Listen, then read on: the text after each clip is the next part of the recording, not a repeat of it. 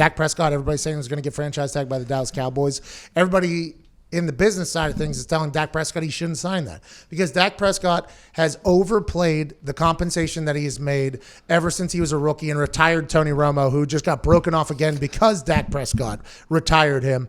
That is something that is very interesting. And Dak Prescott is going to have to make that decision with his team, with his family, with his friends. Do you sign for $26.9 million guaranteed in hopes of getting a big contract just a year from now? Or do you say, no, I've done all that you could potentially want me to do for this team. I've been the face of America's team for 4 years now. I've been the guy that not only led the most efficient passing offense in the NFL last year, but a guy that has been underpaid immensely while everybody else is making money off of me. Will Dak Prescott sign the franchise tag before Labor Day if he does get franchise tag? Will Dak Prescott sit out an entire year if he gets franchise tag? What does the Dallas Cowboys do then? He saw Ezekiel Elliott go to Mexico for training camp and get broken off directly afterwards. He saw things happen in the past with other players kind of dictating their future. Will Dak Prescott sign a franchise tag if the Dallas Cowboys give it to him? There's only one human that can answer that question. It's Dak Prescott. But it's nice to kind of judge and see what he would do. If I was him, and I was offered $26.9 million guaranteed dollars, and I'm the starting quarterback of the Cowboys, which probably means another $20 million in advertisements off the field.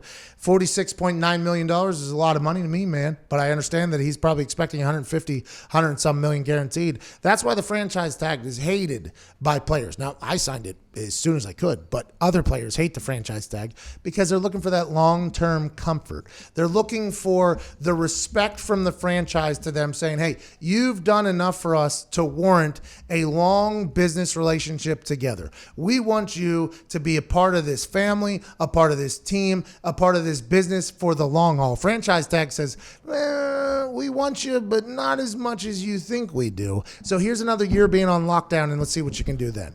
And that could be viewed as quite a shot, especially to Dak Prescott, who has definitely overperformed what they've paid. Maybe if you're a team like the Cowboys and you don't know what's going to happen with Dak if he sits out or whatever, you sign someone who's like a 500 quarterback who's not great, like Marcus Mariota, just in case Dak doesn't show up. And then you'll be the same 500 team you are every other year. Mike McCarthy would not bring in Marcus Mariota. No. I don't think that is somebody that they would bring in. Well, hello there. Utilize the promo code PAYTHEBILLS and get $20 off your first order from SeatGeek. Now, back to the magic. Who's a quarterback on this list of 70 that's potentially open that Mike McCarthy would love?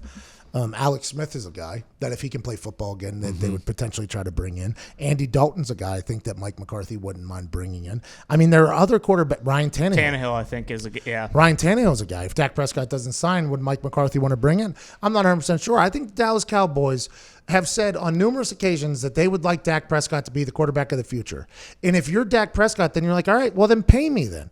But now you got a new head coach. Who knows how he's going to get along with Dak Prescott? I would assume, by the way, Dak Prescott likes the work. Dak Prescott enjoys practice, film, and everything like that.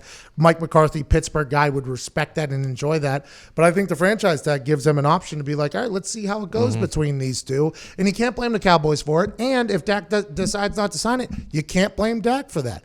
But $26.9 million that's a lot of money. That is a lot of money, man.